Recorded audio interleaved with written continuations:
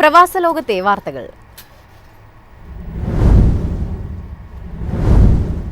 റഷ്യയുമായി വ്യാപാരം തുടരുന്നതിൽ ഇന്ത്യ അടക്കമുള്ള രാജ്യങ്ങൾക്ക് മുന്നറിയിപ്പുമായി നാറ്റോ. റഷ്യയുമായി വ്യാപാരം തുടർന്നാൽ കനത്ത ഉപരോധങ്ങൾ നേരിടേണ്ടി വരുമെന്നാണ് ഭീഷണി.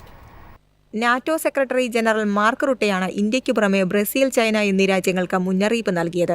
യുക്രൈന് പുതിയ ആയുധങ്ങൾ നൽകുമെന്ന് അമേരിക്ക പ്രഖ്യാപിച്ചിരുന്നു. റഷ്യയിൽ നിന്ന് സാധനങ്ങൾ വാങ്ങുന്ന രാജ്യങ്ങൾക്ക് കടുത്ത തീരുവ ചുമത്തുമെന്നും നേരത്തെ അമേരിക്കൻ പ്രസിഡന്റ് ഡൊണാൾഡ് ട്രംപ് ഭീഷണിപ്പെടുത്തിയിരുന്നു. ഇതിനു പിന്നാലെയാണ് മാർക്ക് റുട്ടെയുടെ പ്രസ്താവന.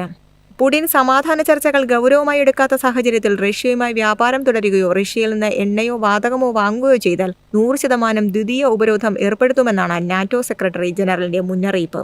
സമാധാന ചർച്ചകളിൽ ഗൗരവമായി പങ്കുചേരാൻ റഷ്യൻ പ്രസിഡന്റ് വ്ളാഡിമിർ പുടിനെ പ്രേരിപ്പിക്കണമെന്ന് ഇന്ത്യ, ബ്രസീൽ, ചൈന എന്നീ രാജ്യങ്ങളിലെ നേതാക്കളോട് മാർക്ക് റുട്ടെ അഭ്യർത്ഥിച്ചു. റഷ്യയ്ക്കും പങ്കാളികൾക്കും മേൽ 100% തീരുവ ഏർപ്പെടുത്തുമെന്ന് അമേരിക്ക നേരത്തെ ഭീഷണിപ്പെടുത്തിയിരുന്നു. വ്യോമ പ്രതിരോധ സംവിധാനമായ പാട്രിയറ്റ് മിസൈലുകൾ ഉൾപ്പെടെ നൂതനമായ ആയുധങ്ങൾ യുക്രൈന് നൽകുമെന്ന് നേരത്തെ അമേരിക്കൻ പ്രസിഡന്റ് പ്രഖ്യാപിച്ചിരുന്നു. റഷ്യയ്ക്ക് 100% ഇറക്കുമതി ചുങ്കം ഏർപ്പെടുത്തുമെന്നും മുന്നറിയിപ്പ് നൽകിയിരുന്നു. 50 ദിവസത്തിനുള്ളിൽ ഒരു സമാധാന കരാറിലെത്തിയില്ലെങ്കിൽ റഷ്യയ്ക്ക് 100% തീരുവ ചുമത്താനും റഷ്യൻ എണ്ണ വാങ്ങുന്ന രാജ്യങ്ങൾക്ക് ദ്വിതീയ ഉപരോധം ഏർപ്പെടുത്താനും ട്രംപ് ഉദ്ദേശിക്കുന്നുവെന്നായിരുന്നു വൈറ്റ് ഹൌസ് ഉദ്യോഗസ്ഥന്റെ പ്രതികരണം. News desk Myfin TV.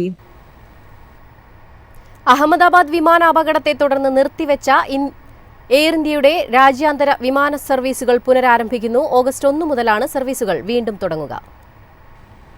ഭാഗികമായാണ് സർവീസുകൾ പുനരാരംഭിക്കുകയെന്ന് കമ്പനി അറിയിച്ചു. ഒക്ടോബർ 1 മുതൽ പൂർണ്ണമായി പുനഃസ്ഥാപിക്കുമെന്നും എയർ ഇന്ത്യ പുറത്തിറക്കിയ പ്രസ്താവനയിൽ വ്യക്തമാക്കുന്നു.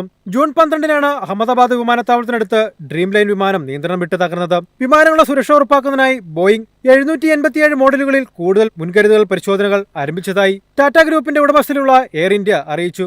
ആഗസ്റ്റ് 1 മുതൽ സെപ്റ്റംബർ 30 വരെ അഹമ്മദാബാദിൽ നിന്ന് ലണ്ടനിലെ ഹീത്രോ വിമാനത്താവളത്തിലേക്ക് ആഴ്ചയിൽ 3 സർവീസുകൾ നടത്തുന്നുണ്ടാകും. ഡൽഹി ഹീത്രോ റൂട്ടിൽ പ്രതിവാര സർവീസുകൾ പുനരാരംഭിച്ചിരുന്നു. News desk Myfin TV. Tariff വർധനവിൽ ചെറിയ രാജ്യങ്ങളെയും ഒഴിവാക്കാതെ American president Donald Trump. African, Caribbean രാജ്യങ്ങൾക്ക് 10%-ലധികം വ്യാപാര തീരുവ. എല്ലാ രാജ്യങ്ങൾക്കും താരിഫ് ഏർപ്പെടുത്താൻ സാധ്യതയുണ്ട്. കുറഞ്ഞത് 100 രാജ്യങ്ങളിലെങ്കിലും 10%-ൽ കൂടുതൽ തീരുവ ചുമത്തുമെന്ന് ട്രംപ് പറഞ്ഞു. ചെറിയ രാജ്യങ്ങൾക്ക് തീരുവ ചുമത്തുന്നതിനായുള്ള ഫെഡറൽ ഗവൺമെന്റിന്റെ പദ്ധതിയെക്കുറിച്ച് US വാണിജ്യ സെക്രട്ടറി ഹോവാർഡ് ലുട്നിക്കും വിശദീകരിച്ചു. 10% തീരുവ ചുമത്താനുള്ള പദ്ധതി ആഫ്രിക്കയിലെയും കരീബിയനിലെയും രാജ്യങ്ങളെ കേന്ദ്രീകരിച്ചായിരിക്കുമെന്ന് അദ്ദേഹം മാധ്യമങ്ങളോട് പറഞ്ഞു. ആഫ്രിക്കയെയും കരീബിയയും മിതമായ തോതിലാണ് അമേരിക്കയുമായി വ്യാപാരം നടത്തുന്നത്. കൂടാതെ വ്യാപാര സന്തുലിതാവസ്ഥയിൽ രാജ്യങ്ങൾ നൽകുന്ന സംഭാവന മറ്റ് രാജ്യങ്ങളെ വെച്ച് നോക്കുമ്പോൾ താരതമ്യേന കുറവുമാണെന്ന് US വാണിജ്യ സെക്രട്ടറി മാധ്യമങ്ങളോട് പറഞ്ഞു. കഴിഞ്ഞ ദിവസമാണ് റഷ്യയ്ക്ക് തീരുവ മുന്നറിയിപ്പുമായി ട്രംപ് രംഗത്തെത്തിയത്.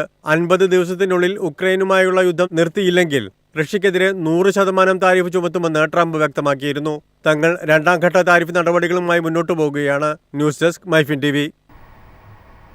ഒമാനിൽ അക്കൗണ്ടിംഗ്, ഫിനാൻസ്, ഓഡിറ്റിംഗ് മേഖലകളിൽ പ്രൊഫഷണൽ സർട്ടിഫിക്കേഷൻ നിർബന്ധമാക്കി. സെപ്റ്റംബർ 1 മുതൽ പ്രാബല്യത്തിൽ വരും. പ്രൊഫഷണൽ ക്ലാസിഫിക്കേഷൻ സർട്ടിഫിക്കറ്റ് നിർബന്ധമാക്കുമെന്നും പുതിയ വർക്ക് പെർമിറ്റുകൾക്കും നിലവിലുള്ളവ പുതുക്കുന്നതിനും ബാധകമായിരിക്കുമെന്നും തൊഴിൽ മന്ത്രാലയം വ്യക്തമാക്കി. അക്കൗണ്ടിംഗ്, ഫിനാൻസ്, ഓഡിറ്റിംഗ് എന്നിവയ്ക്കായുള്ള സെക്ടർ സ്കിൽസ് യൂണിറ്റിൽ നിന്നാണ് ഈ സർട്ടിഫിക്കറ്റ് നേടേണ്ടത്. എല്ലാ സ്ഥാപനങ്ങളും ഈ നിർദ്ദേശം പാലിക്കേണ്ടതാണ്. Account technician, assistant external auditor, assistant internal auditor, internal auditor, external auditor, credit analyst, senior internal audit manager തസ്തികയിലേക്ക് പ്രൊഫഷണൽ സർട്ടിഫിക്കേഷൻ ആവശ്യമാണ്. News desk Myfin TV. പാകിസ്ഥാനും തുർക്കിയും ഡ്രോൺ കരാർ പുതുക്കി. നീക്കം ഓപ്പറേഷൻ സിന്ദൂറിന് പിന്നാലെ. ആക്രമണ നിരീക്ഷണശേഷി മെച്ചപ്പെടുത്തുന്നതിനായി ഡ്രോൺ കരാർ പുനഃക്രമീകരിച്ച പാകിസ്ഥാനും തുർക്കിയും. $900 മില്യൺ അമേരിക്കൻ ഡോളറിന്റേതാണ് കരാർ. നേരത്തെയുണ്ടായിരുന്ന കരാറിന്റെ പോരായ്മകൾ തിരുത്തിയതാണ് പുതിയ കരാർ. ഈ വർഷം അവസാനത്തോടെ തുർക്കിയും പാകിസ്ഥാനും തമ്മിലുള്ള ഉഭയകക്ഷി വ്യാപാരം $5 ബില്യൺ അമേരിക്കൻ ഡോളറായി ഉയർത്താനും നീക്കമുണ്ട്. സൈനിക ഉപകരണങ്ങളിലെ പോരായ്മകൾ പരിഹരിക്കുന്നതിനായി ഓപ്പറേഷൻ സിന്ദൂറിന് ശേഷം നിരവധി തവണ ഈ രാജ്യങ്ങളിലെ നേതാക്കളും കൂടിക്കാഴ്ച നടത്തിയിട്ടുണ്ടെന്നാണ് റിപ്പോർട്ടുകൾ. News desk Myfin TV.